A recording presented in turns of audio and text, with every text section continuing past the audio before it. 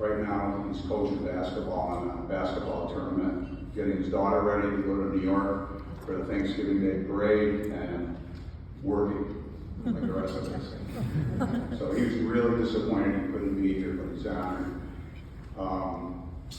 He said, make sure you just say something nice about me. I said I will. One of the things, you know, this baseball journey, no one anticipated it we're getting this far.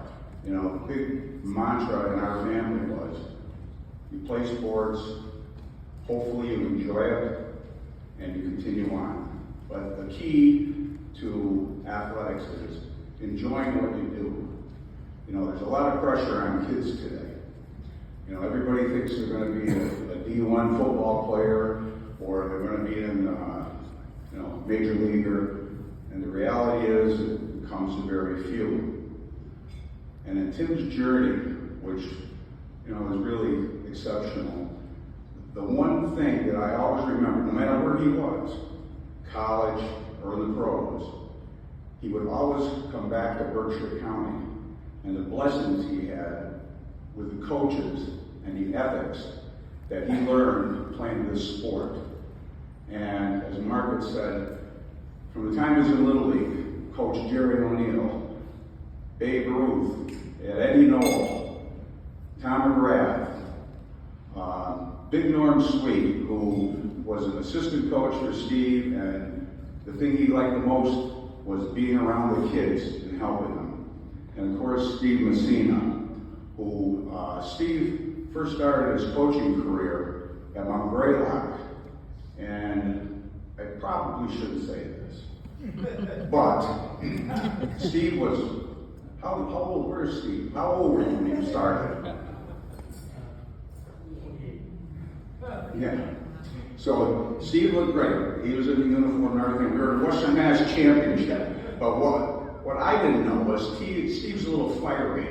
And I always remember this. Something happened, which I'm not sure what, but Steve goes flying out and starts getting in the umpire's face. And the umpire turns to Norm Sweet, who was an elderly guy. He was probably in his 60s back then. And he kept saying, Coach, get your player off the field. Get your player off the field. And Norm saying, but he is the coach. He said, get him off. He did come off the field, and I believe we won, right?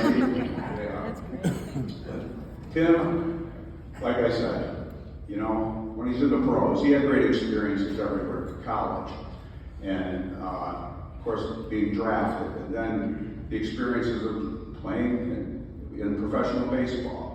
But he would always go back to Berkshire County as his fondest memories, playing in Babe Ruth, the championships, playing with Steve in high school. You know, that was the biggest thrill, I think, in his life. And you know, I used to kid him, and I used to say, geez, Tim, if you really make it big in majors, you're going to take care of your father? And he'd say, I already did. He said, I got a full scholarship at college. And I said, all right, you win. But you know, when you say to him what baseball did for him, you know, he'll talk about the relationships and everything, but he'll say, baseball introduced me to my wife, who gave me two beautiful children. And that, you know, is saying something. If it wasn't for baseball, being drafted by San Francisco, he wouldn't have been out in Scottsdale, Arizona, and his wife, who's from Michigan, wouldn't have been in Scottsdale teaching, and that's how they met.